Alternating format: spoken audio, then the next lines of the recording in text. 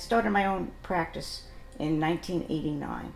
So sometime in those first few years, when I really knew nothing about domestic violence, I started getting a clientele, and a woman came in one evening and she starts describing her life.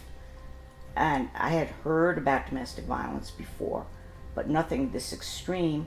And she lived in a trailer and was petrified that he was going to burn it down. And she had been physically abused and emotionally abused. And at the end of the consultation, I told her my fees, and she said, I can't afford that. As I said, I was new in the practice, I was young, and I hadn't become involved in the domestic violence movement. And so I explained to her we could work something out. And as she was leaving, she said to me, what's going to happen to me? And I was up all night. The first thing I did in the morning was call her. And I got a recording that said, this number is disconnected. That was the moment that I committed myself to learning, because I had to learn about domestic violence. I grew up in a home where women were respected. The biggest conflict was the lack of understanding.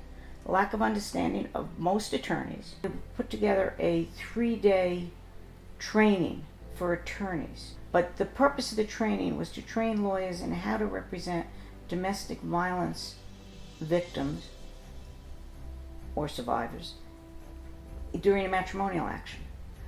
And I served as the mentor in most of those cases so that they had someone to turn to and to talk to.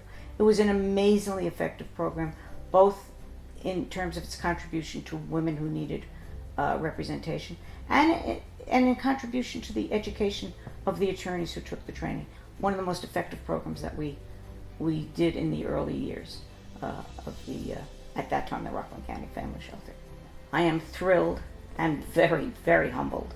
I mean, when I think of the names of the other women and what they've accomplished, I am very gratified to be included among them. And I think the importance of the award and the announcement to the world of Rockland County that women really, really matter, and their accomplishments have to be viewed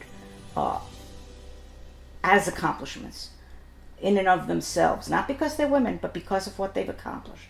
So I'm extremely proud to be receiving this award.